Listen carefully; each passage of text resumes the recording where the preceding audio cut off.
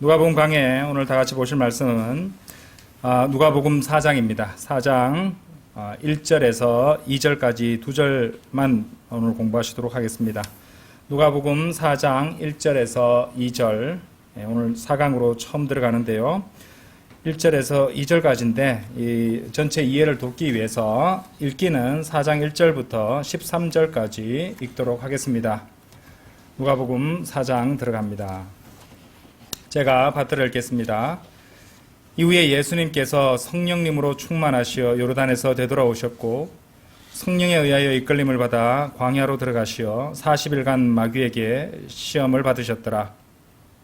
그리고 그날들에 그분께서는 아무것도 드시지 아니하셨으니 그날들이 끝나자 그분께서 그 뒤에 배고프셨더라. 그러자 마귀가 그분께 말하기를 만일 네가 하나님의 아들이면 이 돌에게 명령하여 그것을 빵이 되게 하라 하였더라.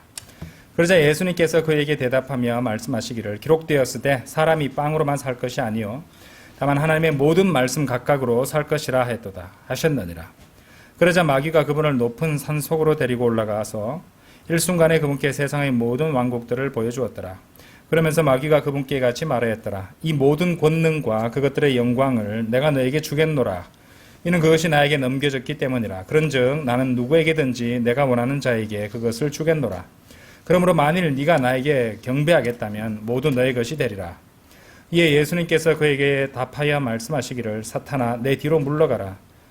이는 기록되기를 너는 주 너의 하나님께 경배하고 오직 그분만을 네가 섬길지니라 하였기 때문이라 하셨느니라. 그러자 그가 그분을 예루살렘으로 데리고 갔으니 그분을 성전의 높이 솟은 부분 위에 세우고 그분께 같이 말하였더라. 만일 네가 하나님의 아들이면 스스로 여기서 뛰어내리라. 이는 기록되기를 그분께서 자신의 천사들에게 너에 대한 책무를 주시어 너를 지키게 하시리라. 그리하면 그들이 자신들의 손으로 너를 떠받쳐서 어느 때라도 네가 너의 발을 돌에 부딪히는 일이 없게 하시리라 하였기 때문이라. 이에 예수님께서 그에게 답하여 말씀하시기를 이러한 말씀이 주어졌으니 이는 주 너의 하나님을 시험하지 말지니라 하신 것이라 하셨느니라. 그래 마귀가 시험을 모두 끝내자 그가 그분께로부터 한동안 떠났더라. 네, 오늘 누가복음 4장으로 들어갑니다. 오늘 드릴 말씀 제목은요. 예수님이 시험을 받으신 이유. 예수님이 시험을 받으신 이유라는 제목으로 말씀을 전하도록 하겠습니다. 자, 오늘 방금 읽어보신 본문 말씀이죠. 누가복음 4장 1절에서 이 13절 이 대목은요. 그리스도의 시험에 대한 기록이 나오고 있습니다. 마태복음 4장에도 이 같은 내용이 나오고 있는데 주의 깊게 읽어보신 분들은 아시겠지만은 이 시험의 순서가 다르게 제시되고 있습니다. 마태복음 같은 경우는요. 이제 4장 1절에서 11절까지 이렇게 나오는데 그 순서가 이제 논리적으로 봤을 때 중요성의 순서 위주로 제시되고 있습니다. 여기 누가복음 4장에 끼워두시고요. 마태복음 4장을 한번 가보시죠. 간단히 보시면요. 자, 우리가 누가복음 4장에서 보신 것은 이제 이렇게 돌에게 명령해서 그것이 빵에 되게 하라는 그 시험이 첫 번째고, 그 다음 높은 산 속으로 올라가서 세상의 모든 왕국들을 보여주는 그런 시험이 있었고, 마지막으로 이제 예루살렘으로 가서 성전의 높이 솟은 부분 위에 세우고 뛰어내려 보라, 이런 시험을 하는 것이 이제 순서가 누가복음 4장의 경우인데요. 마태복음 4장을 보시면은 이제 제일 처음에 나오는 이제 이 돌들이 빵이 되도록 명령해 보라라는 것은 똑같습니다만은 그 마태복음 4장 펼치셨죠? 5절을 보시면은 이제 거룩한 도성 예루살렘이잖아요. 이제 누가복음에서는 이제 예루살렘으로 하고 거기 구체적으로 이렇게 예루살렘으로 데리고 갔으니라고 나오는데 마태복음 4장에서는 5절에서 거룩한 도성으로라고 되어 있습니다. 그게 이제 예루살렘이라고 알 수 있죠. 그게 먼저 나오고 있습니다. 그래서 성전의 높이 솟은 부분 위에 세워두고 거기서 뛰어내려 보라고 하는 시험이 나오고, 이제 마태복음 4장에서 마지막으로 나오는 것이 지극히 높은 산속으로 들어가는 장면 4장 8절에서 그렇게 나오고 있습니다. 그러니까 이제 거기 복음서 마태복음과 누가복음이 이제 그 순서가 다르게 제시되고 있다는 것은 이제 그 기준이 이제 그 중요성이나 먼저 제시하는 그 기준이 서로 다르다는 것을 알 수가 있다는 것이죠. 우리가 지금 보고 있는 다시 누가복음 돌아오셨어요. 4장의 경우는요. 이 순서가 요한일서 2장 16절에 나오는 그 세 가지. 자, 한번 열어보시죠. 요한일서 2장 16절 펴놓고 말씀드리겠습니다. 요한일서 2장 16절 한번 보세요.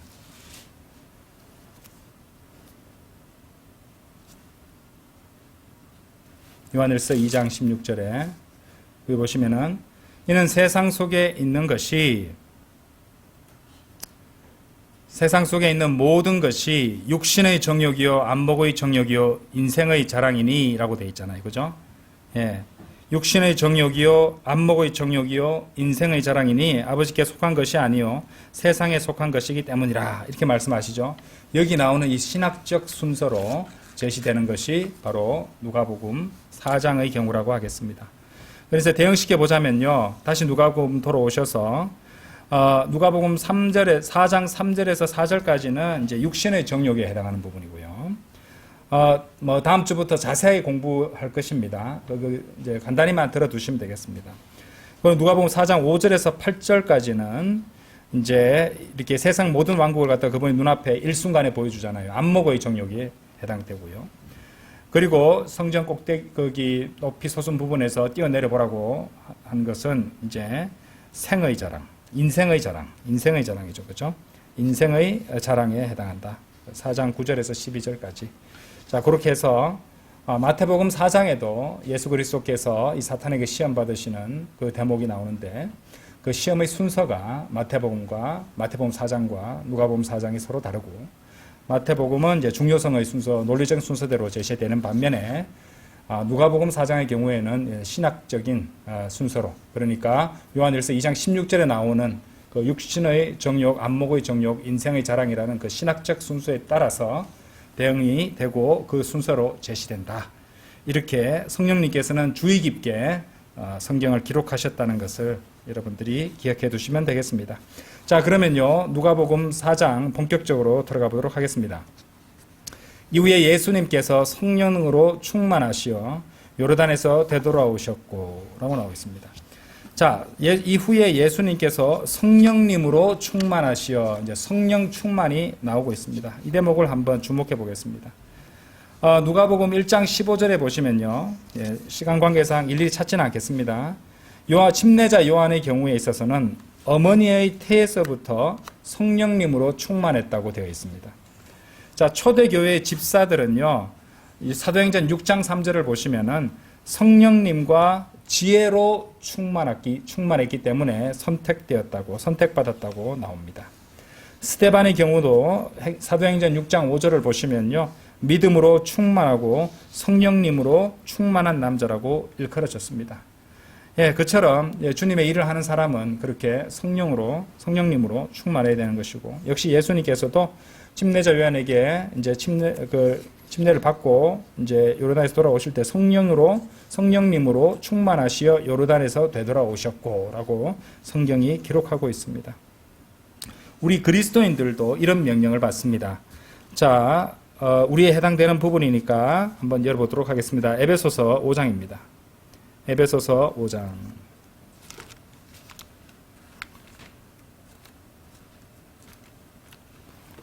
에베소서 5장 18절 보세요. 에베소서 5장 18절. 그리고 술 취하지 말라. 그 안에는 과도함이 있으니 오직 성령으로 충만하라. 그렇죠? 제가 술 취하는 것과 성령 충만하는 것에서 서로 대응할 수 있는 부분들이 있다고 해서 이전에 설명 드린 적이 있었는데, 술 취하는 것과 술 취하지 말라고 하시면서 오직 성령으로 충만하라고 에베소서 5장 18절에서 모든 그리스도인에게 성령으로 충만하라는 명령을 주시고 있습니다. 자, 그런데 우리가 여기서 알아야 될 것은, 제가 지금 침례자 요한과 초대교회 집사들, 스데반, 또 우리 그리스도인들 이렇게 언급을 드렸는데, 이 이제 요한, 스데반, 그리스도인들이 성령님으로 충만해지는 것과 지금 우리가 누가복음 4장 1절에서 보는 예수님께서 성령님으로 충만하신 그 방식 사이에는 차이가 있다는 것을 아셔야 됩니다. 왜냐하면은 지금 뭐 저번 시간에도 우리가 자세히 공부한 바 있지만은 예수님께서는 죄가 전혀 없으신 하나님의 아들 독생자이셨기 때문에 그분께서는 그 어떤 죄인도 이룰 수 없는 완전히 다른 방식으로 성령님을 소유하셨기 때문이라는 것이죠. 자, 히브리서 1장 9절 한번 보십시오. 히브리서 1장 9절. 히브리서 1장 9절. 자, 이 말씀이 오묘한 말씀인데요. 한번 보도록 하겠습니다. 히브리서 1장 9절. 당신께서는 의를 사랑하셨으며 죄악을 증오하셨나이다. 그러므로 하나님 곧 당신의 하나님께서는 당신에게 희열의 기름을 부어 당신의 동료들보다 우위에 두셨나이다 라는 말씀이 나옵니다. 자, 여기서 여러분들 뭐 잘 아시겠지만 기름은 성경에서 성령님을 의미합니다. 이 말씀이 굉장히 놀라운 말씀인 이유가 있는데요. 그것은 무엇보다도 이 말씀 안에 삼위일체 하나님이 다 등장하고 있기 때문에 그렇습니다. 왜 그러냐면 여기 나오는 당신의 하나님께서는 할 때 당신의 하나님은 성부 하나님이시죠. 그리고 여기 당신이라고 하는 부분이 당신은 성자 하나님을 말하고 있습니다. 아들 하나님. 그리고 희열의 기름이라고 하죠. 이 기름이 성령님입니다. 그렇죠? 이렇게 삼위일체가 나타나고 있다는 것입니다. 자, 여기서 당신의 하나님께서는 당신에게 희열의 기름을 부어 당신의 동료들보다 우위에 두셨나이다. 이 말씀 하시잖아요. 그러면 이 말씀은 이 예수님께서 받으신 이 성령님의 이런 기름 부음이 이 다른 모든 제사장들이 받은 그 기름 부음보다 더 우위에 있다는 것을 우리가 알 수가 있다는 것이죠. 그러니까 당신에게 희열의 기름을 부어 당신의 동료들보다 우위에 두셨나이다. 이런 말씀이 나오고 있다는 것입니다. 여러분들 기름 부음에 대해서도 오늘 잠시 말씀을 드릴 것인데요. 이제 구약에서 여러분들 아시기에 기름 부음을 받은 세 가지 직분이 있습니다. 구약 성경 읽어보시면 왕들이 기름 부음 받죠. 그 다음에 제사장들이 기름 부음을 받습니다. 그 다음에 또 누가 기름 부음을 받나요? 예언자들입니다. 예언자. 왕과 제사장과 예언자가 기름 부음을 받아요. 근데 그것이 뭡니까? 예수님께서 이 땅에 오셔서 그 예물을 받으셨잖아요. 그죠? 황금과 모략과 유향을 받으셨는데 이것들이 이제 의미하는 바가 왕과 또 유향 이제 제사장과 모략 해가지고 예언자 이 세 가지 직분을 보여주는 부분이기도 합니다. 자, 그런 부분과도 연결되어 있다는 것이죠. 자, 그래서 좀 전에 제가 말씀드렸지만은 이제 말이 나온 김에 여기서 우리가 이제 이 성령님과 관련한 연관된 세 가지 용어들을 한번 정리해 보도록 하겠습니다. 자, 먼저 고린도후서 한번 열어보세요. 고린도후서 1장 한번 열어보십시오. 여기도 굉장히 오묘한 말씀이 나오는데요. 고린도후서 많은 경우에 이제 아무 생각 없이 읽으면 그냥 지나치는 구절도 될 수 있는데 굉장히 많은 것이 담겨 있는 말씀입니다. 고린도후서 1장 21절 열어보세요.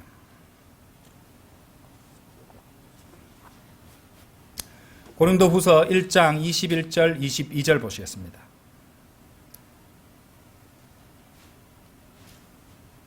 제가 읽겠습니다. 이제 그리스도 안에서 너희와 함께 우리를 확고히 세우시고 우리에게 기름을 부으신 분은 하나님이시라. 그분께서 또한 우리에게 인장을 찍으셨고 우리 마음속에 성령의 보증을 주셨느니라. 보셨어요? 고린도후서 1장 21절 22절 말씀 굉장히 중요한 말씀입니다. 왜냐하면 이 말씀에는요 성령에 관한 세 가지 주요 용어들, 수고 개념들이 나오고 있는데 그 세 가지는 첫째 성령 침례고요. 두 번째가 성령의 기름 부음이라고 합니다. unction 또는 anointing이라는 단어 아시죠, 그죠? 성령의 기름 부음이고요.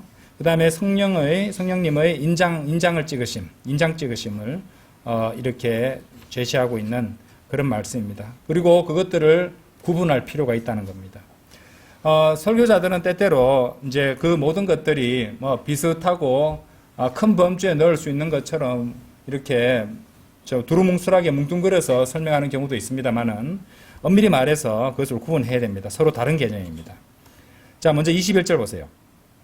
이제 그리스도 안에서 너희와 함께 우리를 확고히 세우시고 라고 했잖아요. 그죠? 그리스도 안에서 너희와 함께, 그리스도 안입니다. 잘 보세요. 그리스도 안에서 너희와 함께 우리를 확고히 세우시고, 그리스도 안에서 우리를 세우셨단 말입니다. 바로 이것이 뭘 의미할까요? 성령 침례입니다. 성령 침례. 그리스도 안에서 너희와 함께 우리를 확고히 세우시고, 성령 침례를 의미하죠. 그 말씀 무슨 말이냐면요, 여러분을 그리스도의 몸 안으로 넣어서 확고히 세우시는 것을 의미합니다. 그러니까 성령 침례죠. 자, 고린도전서 12장 한번 열어보세요. 고린도전서 12장. 고린도전서 12장. 12장 13절.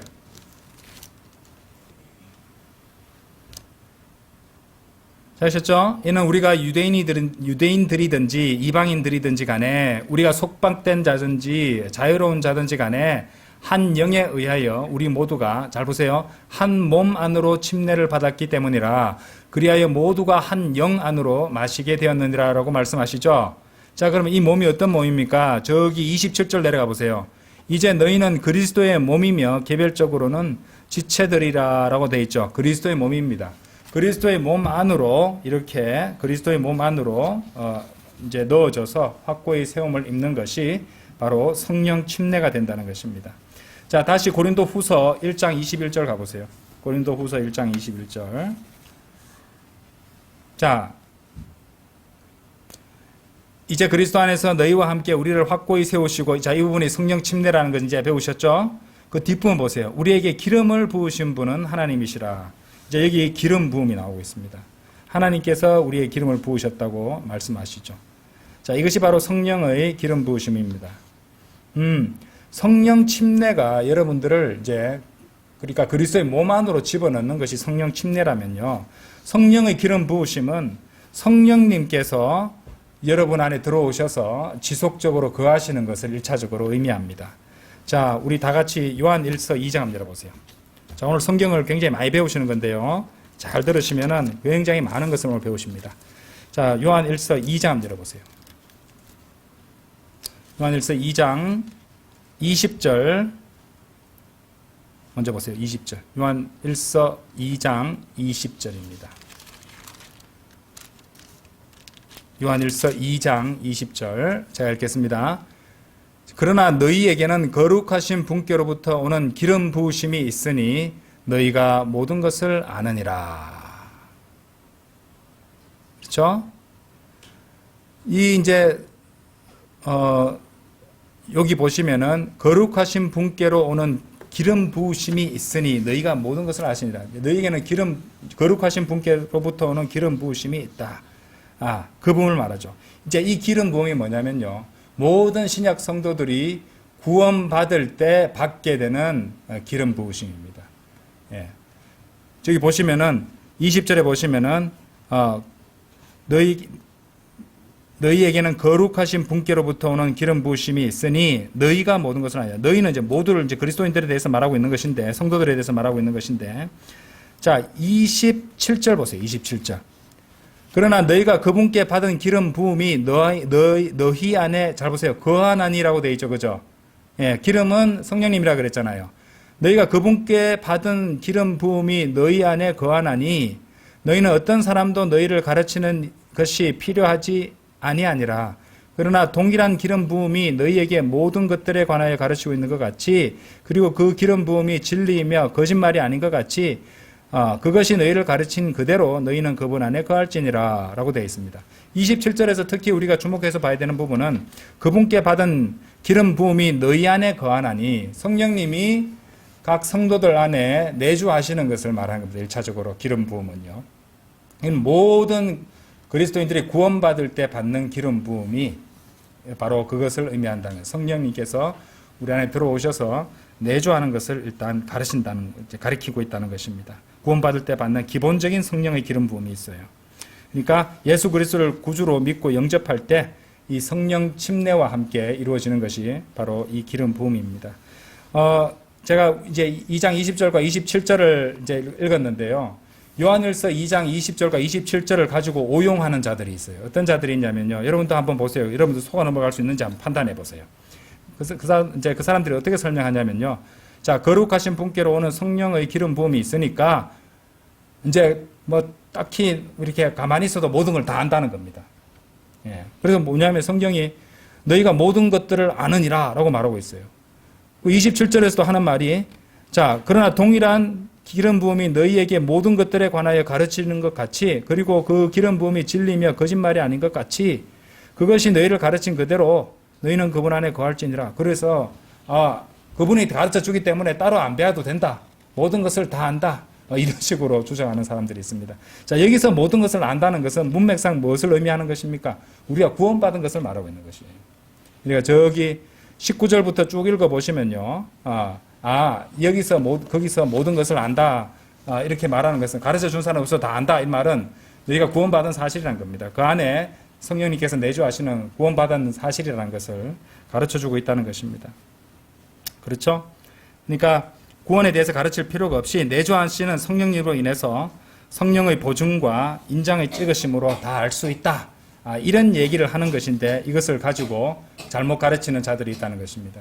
근데 이제 그런 주장들은 한 번에 무너져 버리게 되는 것이 이제 하나님께서는 이제 이 지역 교회에 직분들을 주셔가지고 이제 감독도 주시고 또 성경 교사들도 주는 거예요. 성경 교사, 그죠?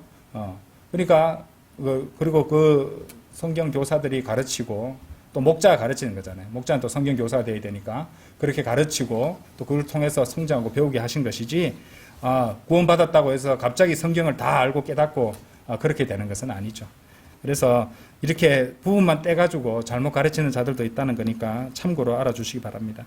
자, 이렇게 1차적으로 성령, 이제 여러분 알아두시기 바랍니다. 이제 우리가 이제 성령 침례에 대해 설명했고 제가 성령의 그 기름 부으심, 성령의 기름 부음에 대해서 말씀드리는데 사람 이제 성도가 구원받고 나서 기본적으로 받는 성령님이 들어와서 내주하시는 것을 가리키는 그 기본적인 성령의 기름 부으심이 있습니다. 자, 그런데 더 나아가서 다른 또 더 나아가서 추가적인 성령의 기름 부음이 있는데요. 구원은 영적 생명과 하나님을 섬기는 이 어떤 그런 삶의 시작이라고 볼 수 있잖아요. 새로운 영적 생명의 시작이잖아요. 그런데 성도는 말씀과 성령의 인도하심으로 말미암아서 자신이 자신에게 주어진 그 임무와 또 직분과 그죠? 자신이 그 기름 부음 받은 그 임무와 직분을 갖다 자각을 하고 자원하는 마음으로 주님께 헌신해야 됩니다. 그 순간에 누구에게나 와야 되는 것이고 또 그것을 통해서 자신의 이제 사명을 자각하고 주님께 이제 자원하여 헌신하고 또 그렇게 주님께 그 일을 하기 위해서 주님께 능력과 필요와 권능을 갖다가 주십사 하고 간구드릴 때 그때 하나님께서 이제 성령의 기름 부으심을 또 주신다는 것입니다. 그것을 통해서 그 능력으로 주님의 일을 할 수 있고 하나님을 섬길 수 있는 그런 의미에서의 성령의 기름 부으심도 있다는 것입니다. 자, 1차적으로 구원받을 때 모두 받는 성령의 기름 부음도 있지만은 주님께 헌신하고 자신의 임무를 자각하고 주님께 그 권능을 구하고 또 인도하심을 구할 때 하나님께로부터 오는 성령의 기름 부으심이 또 있다는 것을 그러니까 이제 그걸 통해서 말씀을 더욱더 잘 이해할 수도 있게 되는 것이고요. 또 그 어떤 특정한 사명을 위해서 하나님께서 그 사람에게 권능을 부어주시기도 합니다. 자, 그런 의미에서의 이 성령의 기름 부으심도 있다는 것을 알아두시기 바랍니다. 자, 그 다음 세 번째는요, 이제, 아까 우리가 고린도 후서 1장 다시 한번 봐보세요. 고린도 후서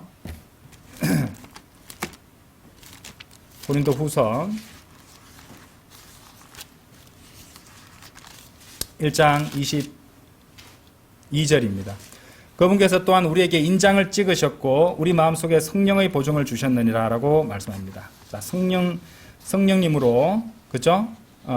우리에게 여기 보시면 우리에게 인장을 찍으셨고 우리의 마음속에 성령의 보증을 주셨느니라.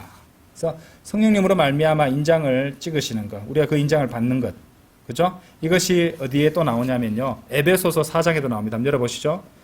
에베소서 4장 30절이에요. 에베소서 4장 30절. 여기 보시면요. 그리고 하나님의 거룩한 영을 비통하게 하지 말라. 그분으로 말미암아 너희가 구속의 날까지 인장을 받았느니라 라고 말씀하십니다. 그죠? 하나님의 거룩한 영 성령님이잖아요. 제가 그래서 성령으로 말미암아 인장을 받는다는 말씀을 드렸는데 에베소서 4장 30절의 그 하나님 말씀 그 표현을 따라서 제가 말씀드렸던 것이에요. 그분으로 말미암아 거룩한 영 성령님이죠. 너희가 구속의 날까지 인장을 받았느니라 라고 그렇게 말씀하십니다. 그렇죠? 그래서 고린도 후서 1장 22절에서는 그분께서 또한 우리에게 인장을 찍으셨고 우리의 마음속에 성령의 보증을 주셨느니라. 그래서 고린도 후서 1장 22절과 에베소서 4장 30절은 서로 연결되는 말씀입니다. 그렇죠? 구약의 왕들이 설령 기름 부음을 받았다 할지라도 성령님께서 그들을 떠나실 수 있었다는 것 여러분 잘 기억하실 것입니다. 하지만 인장을 찍는 것은 성령으로 말미암아 인장을 찍는 것은 다릅니다. 성령으로 말미암아 인장을 받은 것은 구속의 날 곧 휴거 때까지 이 성령의 보증을 주시는 것을 의미한다는 것입니다. 그렇기 때문에 우리는 반드시 부활할 수밖에 없다는 것이죠. 부활에 대해서 저번에 말씀드렸죠. 자, 이렇게 이제 성령 침례, 성령의 기름 부으심, 그리고 성령님으로 말미암은 그 인장을 받는 일, 인장을 찍는 일, 이런 것들은 서로 이렇게 차이가 있다는 것이었죠. 성령 침례는 예수 그리스도 안으로 우리가 침례를 받아 들어가서 확고히 세워지는 것이었고요. 그 고린도후서 1장 21절 표현에 따라서 그랬던 거죠. 성령 기름 부으심은 이제 우리가 구원받을 때 모두 다 기본적으로 성령의 기름 부으심을 받는데 성령님께서 우리 안에 들어와서 내주하시는 것을 1차적으로 가리킨다고 그랬습니다. 근데 그것만 해서 그냥 멈춰버리면 안 되는 것이죠. 우리는 계속 성장해야 되고 이제 주님 안에서 자신의 사명과 임무를 깨닫고 주님께 헌신하게 될 때부터, 그리고 주님의 일을 위해서 주님께 이제 인도하심과 또 필요의 공급을 간구드릴 때 주님께서 그 필요를 이제 충족시켜 주시고 인도해 주시고 또 권능까지 주시는 그런 경지가 되는 것이 또 지속적인 성령의 기름 부으심이 또 있고 그것을 우리가 구해야 된다는 것이었습니다. 그 성령의 기름 부으심과 얘기하면서 한 가지 더 추가한다면은 우리가 바로 성령 충만을 얘기할 수 있습니다. 성령 충만을.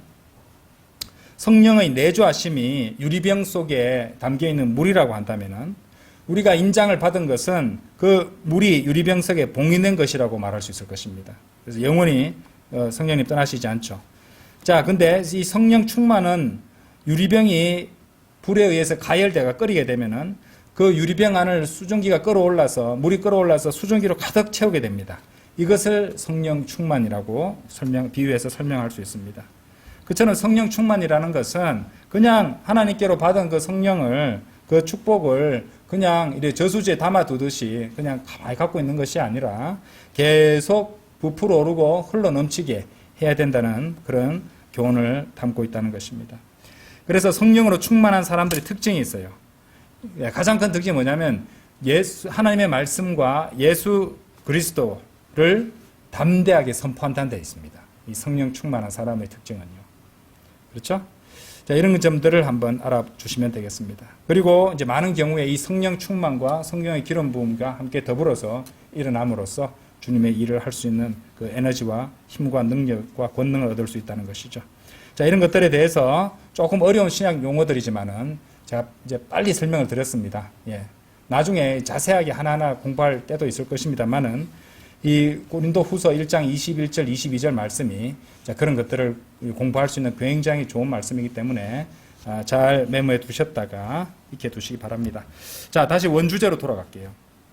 우리는 아까 히브리서 1장 9절 말씀 보면서 예수님께서 이제 성령 충만하게 되는 것, 그리고 그분께 기름이 부어지는 것이 보통의 우리 인간들이, 그러니까 그분을 섬기는 어떤 사역자들이라 할지라도 이를테면 침례자 요한이라든지 초대교회 집사라든지 일반 또 신실한 그리스도인들이 성령 충만하게 되는 것과 이제 그 보통 인간들이 이룰 수 있는, 구원받은 인간들이 이룰 수 있는 그 경지와는 전혀 다른 것이라고 설명을 드렸습니다.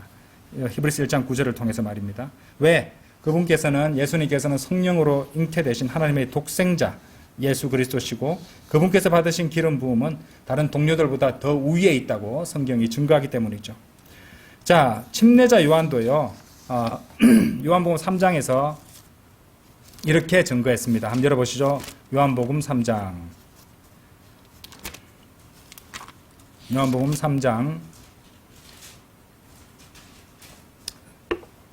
34절 보세요.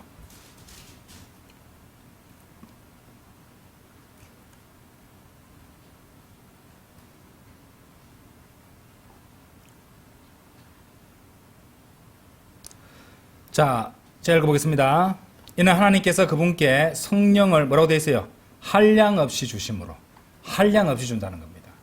예, 한량 없이 주심으로 하나님께서 보내신 분이 하나님의 말씀들을 전하시기 때문이라 이렇게 말씀하시고 있어요. 그렇죠? 예, 이런 데서 차이가 또 난다는 것을 우리가 알 수 있다는 것입니다. 다시 누가복음 4장 펼쳐놓으시고요.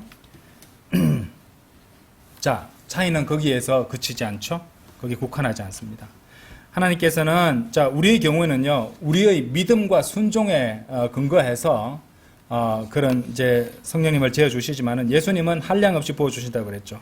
왜 그러냐면요 예수님이야말로 육신으로 오신 성령님이시기 때문입니다. 성령님이 육신으로 오신 분이 바로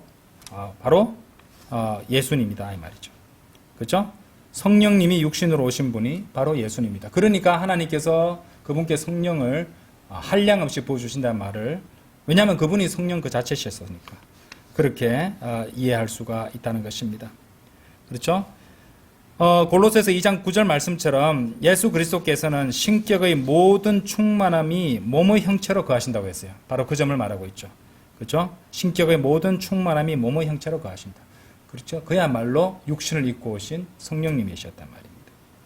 그리고 성령님은 또 로마서 8장 9절과 찾아보진 않겠습니다. 베드로 전서 1장 11절에서 보는 바 성령님은 그리스도의 영이십니다. 고린도 후서 3장 17절 이렇게 말씀하세요. 이제 주께서는 그 영이시라. 그런즉 주의 영이 계신 곳에는 자유가 있느니라. 그렇죠? 그래서 주께서는 그 영이시라 라고 말씀하시잖아요. 그 성령님이시라고 말씀하시잖아요. 육신을 입고 오신 성령님이시니까. 그렇죠? 그런즉 주의 영이 계신 곳에는 자유가 있느니라. 그리고 그 성령님께서 믿는 자인 여러분들 안에 사신다면 그것은 그렇기 때문에 예수 그리스도께서 여러분 안에 사신다고 말할 수 있는 것이에요. 왜냐하면 예수님께서는 성령님이 육신을 오신 분이시고 성령님은 그리스도의 영이시고 그리스도의 영이 여러분 안에 내주하신다면 예수님께서 여러분 안에 내주하신다고 말할 수 있다는 것입니다. 그렇죠? 그래서 아까 말씀드렸던 로마서 8장 9절에서는 만일 어떤 사람에게 그리스도의 영이 없다면 그는 전혀 그분께 속한 자가 아니니라 이렇게 말씀하셨고요. 골로새서 1장 27절에서도 이 신비는 너희 안에 계신 그리스도 곧 영광의 소망이시라 이렇게 말씀하셨다는 것입니다. 그래서 우리가 내 안에 예수님께서 사신다, 내주하신다 이런 말을 할 수 있다는 것이죠. 왜? 예수 그리스도의 영, 그리스도의 영이 우리 안에 내주하시는 것이고 예수님께서는 성령님께서 육신으로 오신 분이라는 것을 그렇죠? 예. 놀라운 이런 진리가 담겨 있다는 것입니다. 자, 이제 다시 누가복음 4장으로 돌아가시겠습니다. 그래서 1절, 2절 하는데 왜 이렇게 시간이 많이 걸리느냐? 우리가 제대로 이해를 하려면은 이 성경 말씀을 공부하시려면은 이렇게 보셔야 됩니다. 자, 1절 후반부 보세요. 이제까지 1절 전반부에 있습니다. 예. 예수님께서 성령님으로 충만하시어까지 하는 데가 지금 시간이 그렇죠? 한 40분 가까이 걸렸네요. 그렇죠? 예. 그만큼 하나님의 말씀에 무게가 있고 많은 진리가 있고 성경을 공부하셔야 된다는 것을 여러분도 아실 것입니다. 자, 1절 후반부 보세요. 성령에 의하여 이끌림을 받아 광야로 들어가시오. 이런 표현이 나왔습니다. 그렇죠? 성령에 의하여 이끌림을 받아 광야로 들어가시오. 자, 그러면은 이곳이 어딜까요? 예수님이 어디로 가셨는지 이 구절은 명백하게 가르쳐 주시지 않습니다. 그런데 우리가 이건 의심할 것도 없이 이곳은 바로 시나이산이라는 것을 알 수가 있습니다. 왜냐하면 광야에서 40일간 금식을 한 다른 사람이 있었죠. 모세와 엘리야였습니다. 예. 그렇죠? 우연이 아니에요. 이 두 사람 모두 결국 시나이산에 올랐기 때문이에요. 출애굽기 34장 28절에서 29절에 나오고요. 열왕기상 19장 7절에서 9절이고 이전에 목사님께서도 이 부분에 대해 설교하신 적이 있습니다. 자, 이 사실은 중요한데요. 왜냐하면은 이 모세와 엘리야가 나중에 변형산에서 그리스도와 함께 또 나타났기 때문입니다. 또한 예수 그리스도의 재림에 앞서서 나타나는 인물들 두 사람 누군지 아시죠? 모세와 엘리야입니다. 자, 그 관련 구절은요, 시간 관계상 찾지 않겠습니다. 말라기 4장하고 계시록 11장에 보시면 두 증인이 나옵니다. 두 명의 증인이. 자, 예수 그리스도께서는 요르단 동편의 베다바라에서 침례를 받으셨어요. 요한복음 1장 28절에 나옵니다. 그리고 그곳이 어떤 곳이냐면요, 엘리야가 하늘로 끌려 올라갔던 곳이에요. 열왕기하 2장에 나옵니다. 우연일까요? 우연 아닙니다, 여러분들. 또 그곳은 어디냐면요, 우리가 유추하는 바, 성경 말씀으로 우리가 유추하는 바, 모세가 장사되었다가 하늘로 휴거된 곳도 바로 그곳입니다. 신명기 34장과 유다서 1장 9절을 참고하시면 되겠습니다. 따라서 제가 빨리 시간 관계상 설명을 드렸지만은 성령님께서 예수님을 이끌어 가게 하신 그 광야는 명백하게 시나이 광야였다는 사실, 이 사실을 우리가 자신감 있게 말할 수 있다는 것이죠. 자, 이제 마지막 주제로 가셔서 왜 예수님께서는, 오늘 이제 설교 제목이기도 한데요, 왜 예수님께서는 시험을 받으셨는가? 자, 2절입니다. 2절 보세요. 40일간 마귀에게 시험을 받으셨더라. 그리고 그날들에 그분께서는 아무것도 드시지 아니하셨으니 그날들이 끝나자 그분께서 그 뒤에 배고프셨더라. 자, 여러분들, 많은 사람들이 예수님이 사탄에게 세 가지 시험만 받았다고 생각하기 쉬운데, 여러분들 주의 깊게 성경 읽어보시면요, 시험을 굉장히 많이 받으셨어요. 한번 보세요. 2절 보세요. 나오잖아요. 40일간 마귀에게 시험을 받으셨더라. 나오잖아요. 그죠? 40일 내내 마귀에게 여러 시험을 받으신 것입니다. 그 자세한 목록들은 나오지 않지만은 성경은 40일간 사탄에게, 마귀에게 시험을 받으셨다고 증거하고 있다는 것이죠. 그렇죠? 그러니까 예수님께서 이 40일 동안 금식하고 계시는 그 기간 내내 마귀는 예수님을 시험하고 있었던 것입니다. 자, 그러면 여기서 우리의 이제 오늘 설교 제목과도 연관되는 그 의문사항 하나가 떠오르게 되죠. 왜 성령님께서는 예수님을 이끌어 광야로 가게 하셔서 거기서 마귀에게 시험을 받게 하실까? 이런 의문입니다. 특히 예수님께서는요, 마태복음 6장 13절에서 제자들한테 우리를 시험으로 인도하지 마시고 이런 기도를 가르쳐 주시기도 하셨는데, 본인은 이렇게 시험을 많이 받으셨으니 말입니다. 자, 여기에는 예수님께서 그렇게 시험을 받으신 데에는 이 두 가지 이유가 있습니다. 그리고 그 두 가지 이유 전부 다 어디서 찾을 수 있냐면 히브리서에서 그 이유를 발견하게 됩니다. 먼저 히브리서 4장 15절 한번 열어보십시오. 히브리서 4장 15절. 왜 예수님은 시험을 받으셨는가?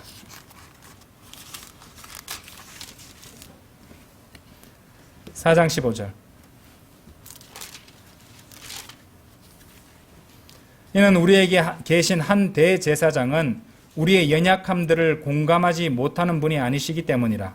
오히려 모든 점들에서 우리가 그러한 것처럼 시험을 받으셨으나 그럼에도 죄는 없는 분이시라. 이렇게 말씀하십니다. 자, 첫 번째 이유가 나오고 있죠. 그분의 직분을 생각해 보십시오.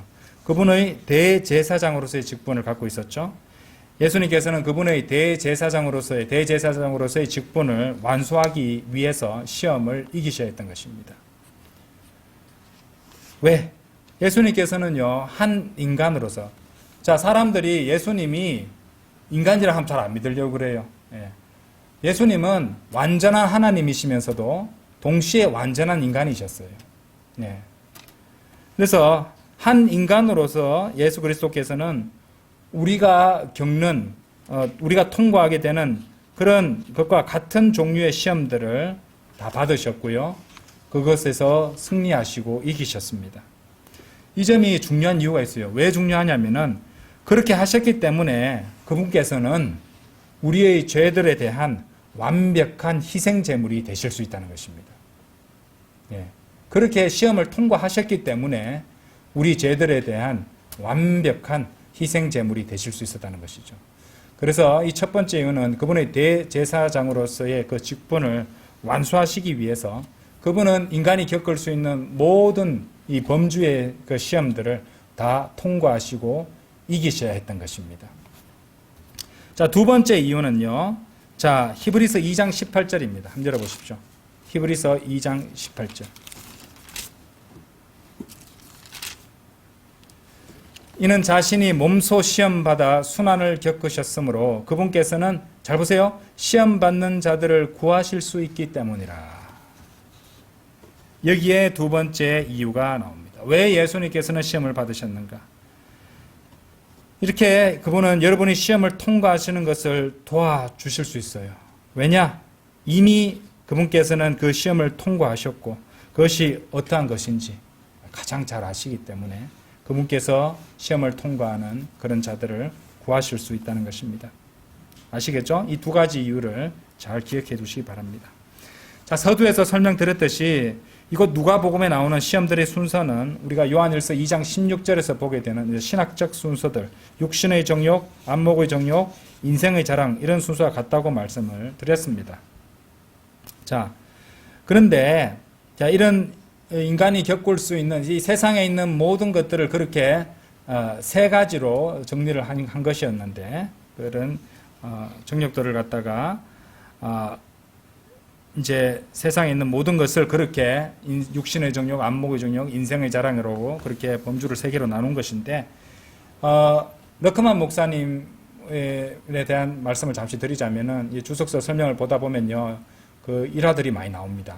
자, 그분께서는 보니까 이제 오픈 바이블 포럼 이래가지고 이제 공개적으로 성경 포럼을 열었어요. 그래서 사람들 다 모이게 한 다음에 누구라도 성경의 어떤 것에 대해서 질문을 하면은 짧은 시간 내에 성경 구절을 찾아서 그것에 답을 주는 보통 사람 하기 힘든 거잖아요, 그죠? 성경을 아주 통틀어 잘 이렇게 숙달하고 있고 잘 아는 그런 사람들 할 수 있는데 이런 행사를 모임을 종종 가졌다고 합니다. 그런데 그 중에 한 사람이 러크만 목사에게 이런 질문을 했다고 해요. 자, 만일 그리스도께서 우리가 시험을 받듯이 시험 받으셨다면 어떻게 결혼도 한번 안 해보신 분이 이 결혼한 사람이 겪는 시험을 이해하실 수 있겠습니까? 이렇게 물었다는 거예요. 이제 당장 예수님은 결혼 안 하셨다는 것은 명백한 사실이니까 여러분 어떻게 생각하세요? 의외로 러크만 목사님의 답변은 간단했습니다. 그러니까 그 답은 이런 것이었어요. 그분께서는 어떤 세부적이고 다양한 상황에서 일어날 수 있는 모든 가능한 시험들을 경험함 없이도 여러분과 제가 겪는 것들과 똑같은 유형의 시험들을 겪으셨다. 그 범주들을, 그 전체를 아우르는 범주를 겪으셨다는 것이었어요. 그리고 그걸 직접 겪으시고 통과하셨다는 것이죠. 자, 히브리서 4장 15절.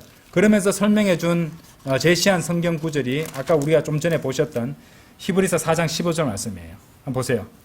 이는 우리에게 계신 한 제사장, 대제사장은 우리의 연약함들을 공감하지 못하는 분이 아니시기 때문이라. 오히려 잘 보세요. 뭐라고 말했습니까? 모든 점들에서 우리가 그러한 것처럼 시험을 받으셨으나. 이제 성경 말씀 그대로 보면 됩니다. 모든 점들에서 우리가 그러한 것처럼 시험을 받으셨다는 것이에요. 모든 점들에서. 그러니까 모든 점들을 강조해서 말씀드리는 겁니다.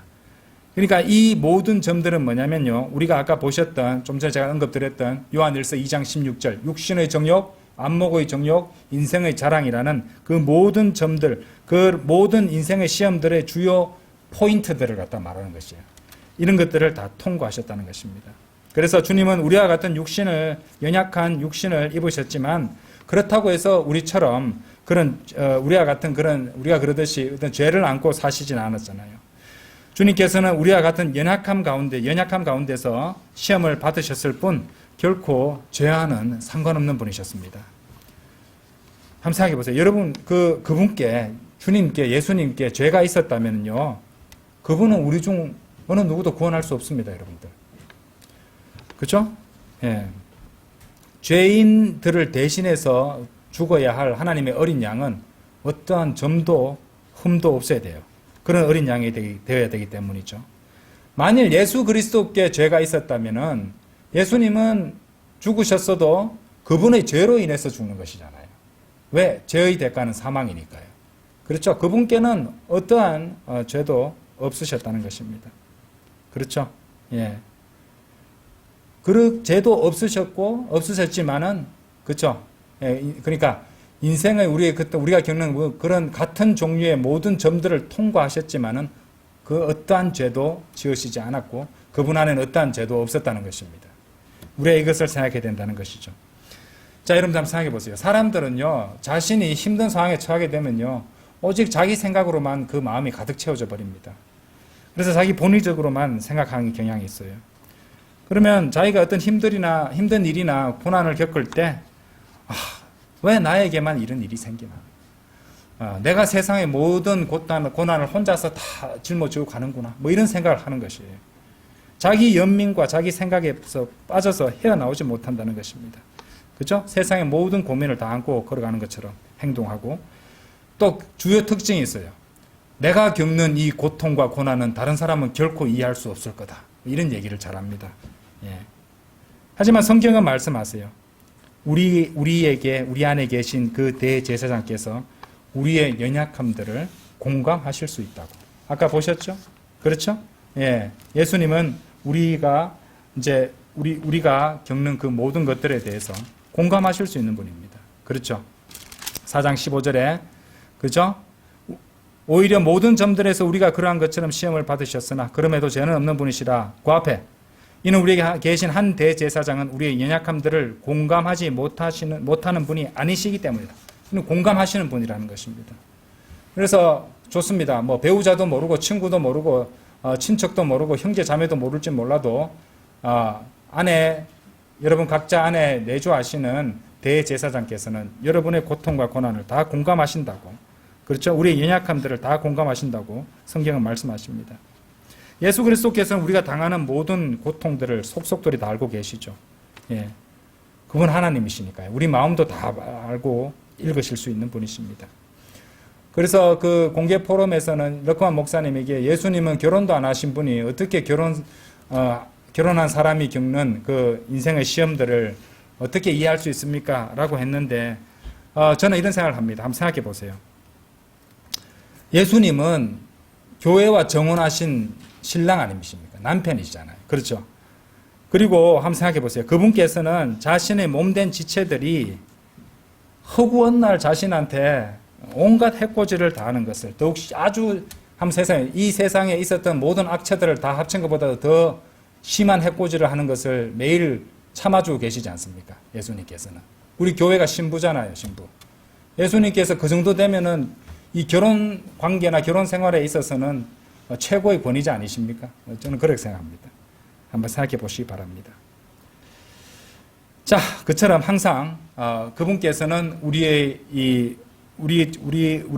연약함들을 공감하실 수 있는 분이시라는 것, 그분께서 그 시험들을 통과하셨기 때문에 우리를 구해 주실 수 있다는 것, 우리를 도와주실 수 있다는 것입니다. 자, 다시 강조해서 말씀드리지만 누가복음 4장에 이 나오는 사탄의 세 가지 시험은 인간이 겪을 수 있는 모든 것들을 다 포괄하는 시험이었어요. 그 세 가지 전체로 다 정리할 수 있는데 그 세 가지 범주를 예수님은 다 통과하셨다는 것입니다. 그렇죠? 모든 점들이 의미하는 바가 요한일서 2장 16절에 나오는 그 세 가지 포인트와 겹치는 같은 범주들이었다고 말씀드렸습니다. 그게 한 군데 더 나와요. 어디 나오냐면요. 창세기도 나옵니다. 창세기 3장 6절 한번 읽어보세요. 창세기. 자, 오늘 찾아보는 마지막 구절입니다. 창세기 3장 6절.